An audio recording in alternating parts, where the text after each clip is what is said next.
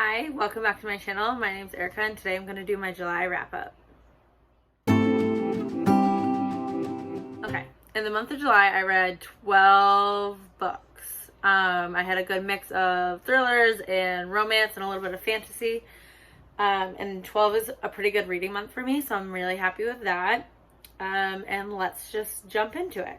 So the first book I read was Miracle Creek by Angie Kim. This is a courtroom mystery, and it's about two doctors that come, or actually I think just the husband's a doctor, but it's about a doctor that comes from Korea with his family, and they are trying these new kind of experiments on people that it has to do with oxygen and giving them pure oxygen in this, they call it a submarine, and a fire starts and some people die, and it's about trying to figure out who started this fire. And I only gave this 3 stars because I felt like the whodunit was really obvious from the beginning.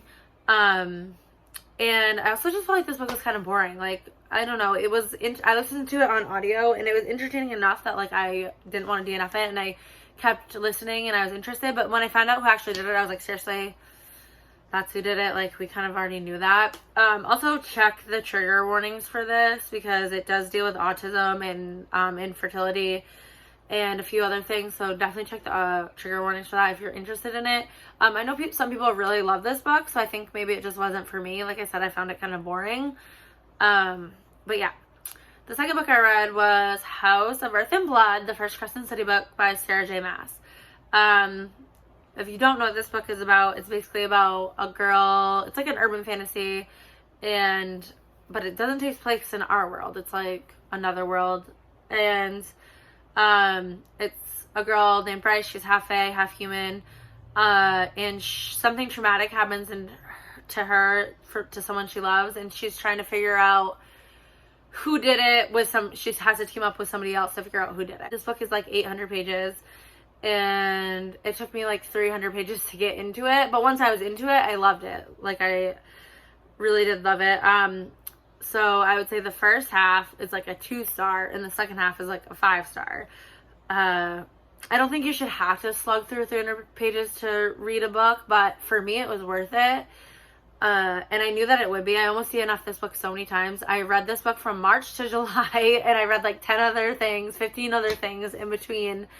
I had to break it up because it's just so long, and it was so info dumpy at the beginning. It was almost unbearable, and it took me so long to get into it. But once I did, it definitely paid off, and I ended up really liking it and giving it 4 stars, and I'm going to continue on with the series. So yeah, that was that book.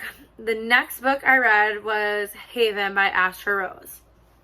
This is supposed to be, it's a novella, and it's supposed to be a short, smuttier version of Credence by Penelope Douglas, and I think that's accurate. So this is about a girl, I don't remember her name, but she is running away from her abusive husband or boyfriend, and she steals his car and it breaks down, and she's stranded in the middle of nowhere basically, and she walks to the closest location, which is this bar, and there's 2 brothers there, and they tow her car and let her sleep there, and then she ends up staying for longer, and it ends up being her relationship with the 2 brothers and also their dad. They're adopted. So there's a couple, I gave this 2 stars, and there's a couple of reasons why this didn't work for me and why I think it would work for other people.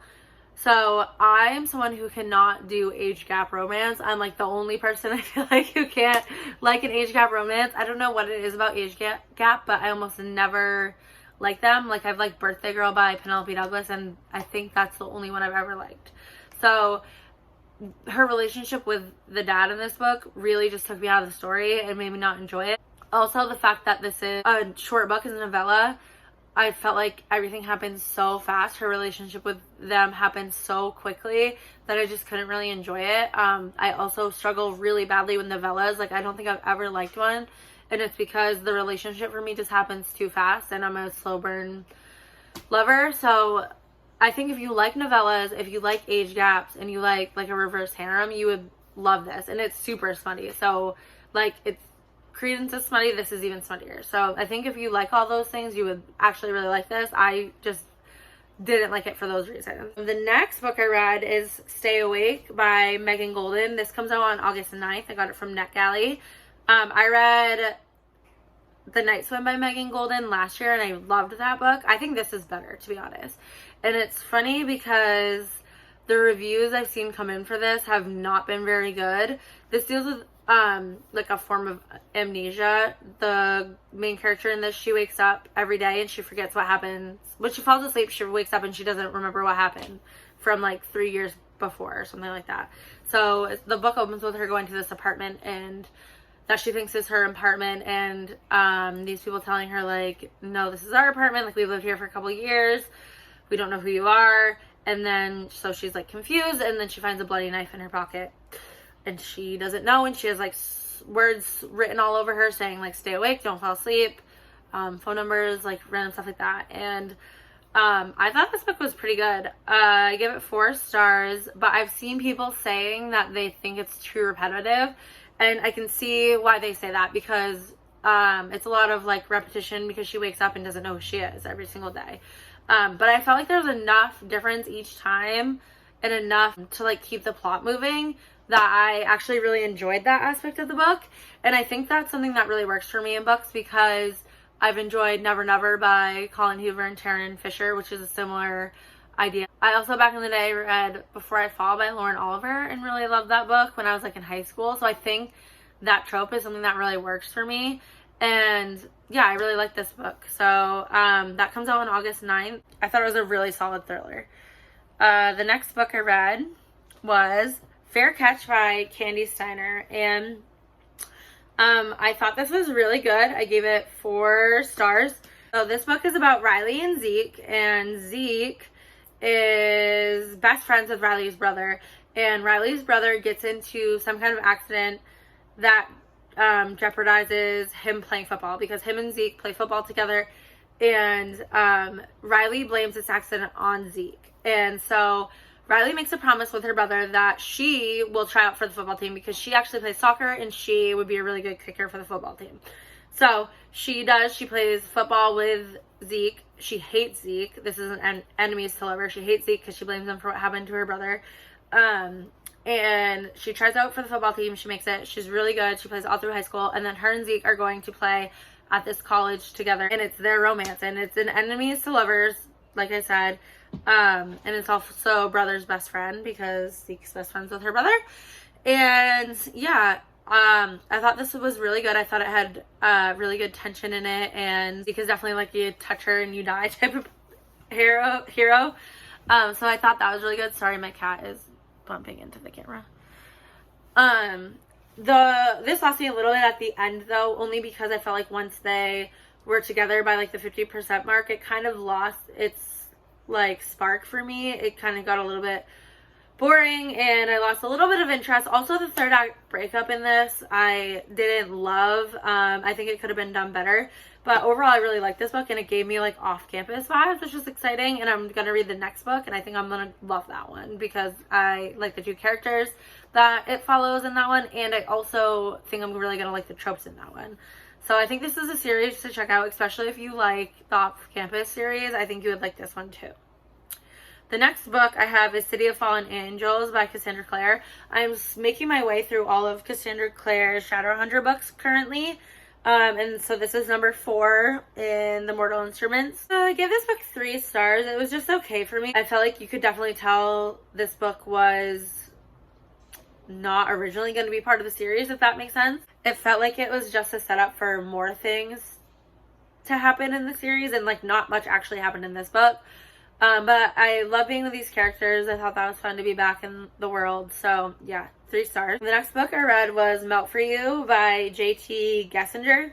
This book I loved. I gave it 5 stars. It's about our heroine Joellen, and our hero is Cameron. And Cameron is like a famous rugby player that's kind of known as like a bad boy, and he moves temporarily into the apartment across the street from Joellen, and he's like loud and obnoxious and plays really loud music. So she goes over there and she basically tells him to quiet down, and he automatically starts like teasing her. So it starts off this like enemy situation with her like really not liking him and him kind of teasing her all the time, And then one time he comes over and sees that she's cooking shepherd's pie and it smells really good.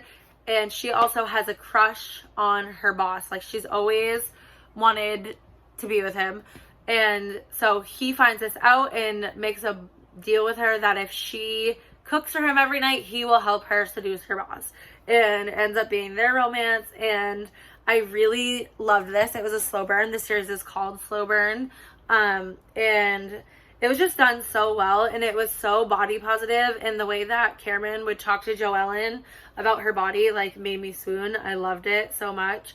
And speaking of third act breakups, like I just said, I didn't like the one in Fair Catch. I loved this one. This one was done so well, and the way the characters come back together, I felt like was flawless. I really loved this book, and it was definitely a surprise for me because I had heard nothing about it.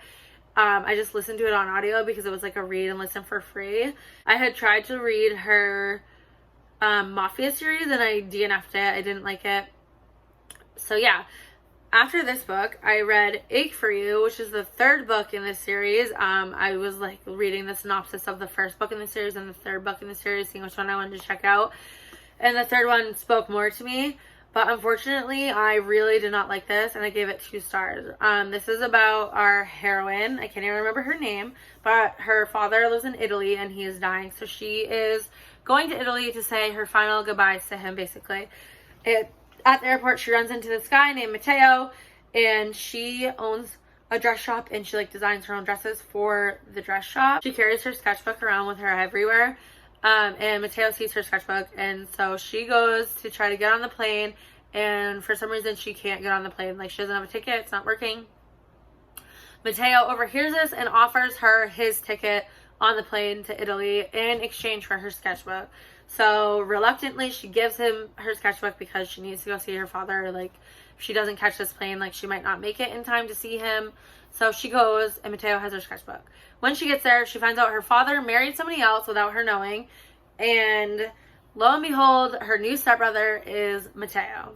She's never met him before.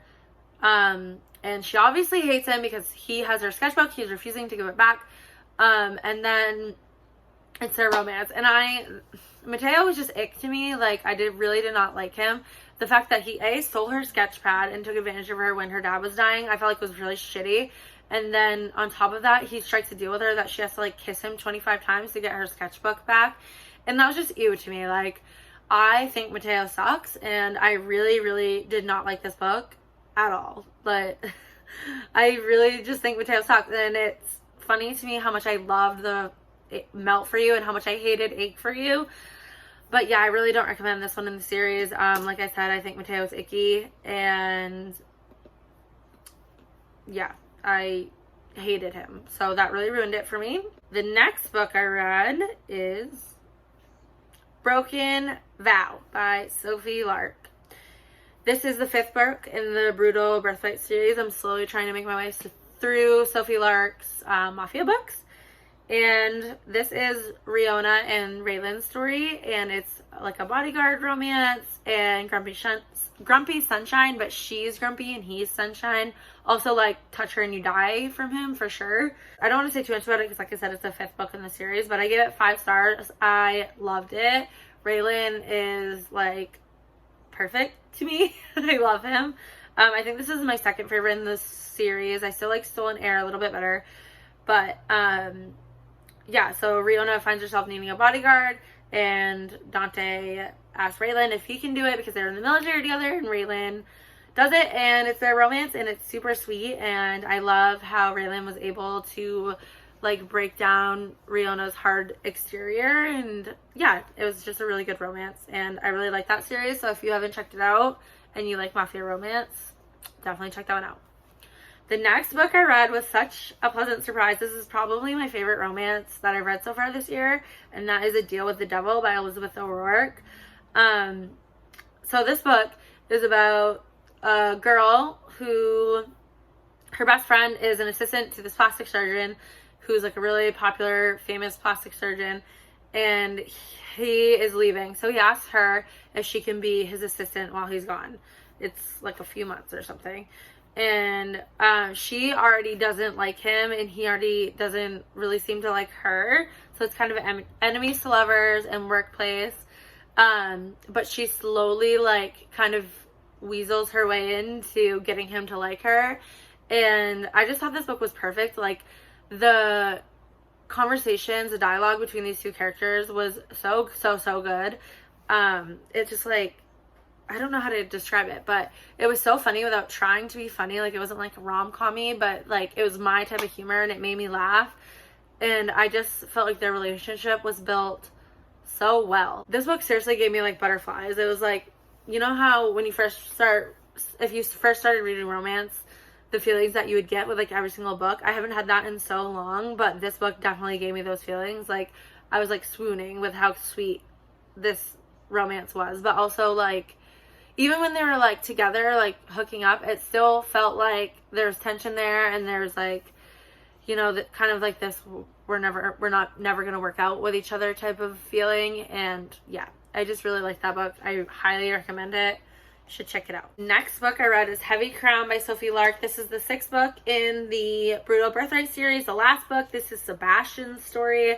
This one definitely wasn't my favorite in the series. It's probably like 3rd if I had to rate them. I thought it was pretty good though. So this is about Sebastian and Yelena. Sebastian is the youngest brother in the Gallo family. And in previous books, he has like not really been too involved with the family business. And he was more focused on like his basketball career and other things. But seeing his arc from like the first book to this last book really surprised me. And I didn't think it was going to go the direction that it went. And I really enjoyed this book. I thought it was pretty good. I gave it 4 stars. It didn't blow my mind, but I definitely thought it was really solid. And like I said, I really liked the way that the series ended. And I think Sebastian, if I had to pick one of the characters from these to be like my favorite, it would be Sebastian. The next book I read was Super Dark, and that is delivered by Pam Godwin. This is free on Kindle, and I think the audiobook's free as well. This is about a woman who is tasked to get sex slaves, obviously against her will, but she has to find a virgin boy to sell to the buyer that wants it. And so she goes and she like coerces this boy to come with her, and she has to train him as a sex slave, and it's their romance together. Like I said, this is super dark. It has like every trigger warning under the sun. I give this 3 stars. I didn't love it. This is my first Pam Godwin book. I still want to try to read Sea of Ruin because I think I would maybe like that. But yeah, just 3 stars. I felt like it was okay, but the relationship just built kind of out of nowhere. Like I didn't really understand where it came from, and like why all of a sudden Josh, he's the hero, why all of a sudden he just liked Liv. Like it felt like it really came out of nowhere. It's definitely like Stockholm syndrome, I guess it felt like, but like super quick. So I don't know. I don't really know how to feel about this book. I gave it 3 stars. I just thought it was okay. I'm not gonna continue on with the series, but if you like really dark romance, and you kind of like the captor-captive trope, I think you would like this, but it didn't really do it for me. Also, the smut in this, like, just wasn't my thing. So, yeah, just 3 stars. Honestly, probably more like 2.5 stars, but I never actually give out half stars. But, yeah, it just wasn't my thing. But that is all the books that I read in July. Like I said, I had a pretty good reading month. I found some really good romances, a thriller I really liked, a couple books that I didn't really like, but that's okay, that happens. My probably new favorite romance of the year, unless something beats it. So yeah, let me know what your favorite book was in July, and thanks for watching.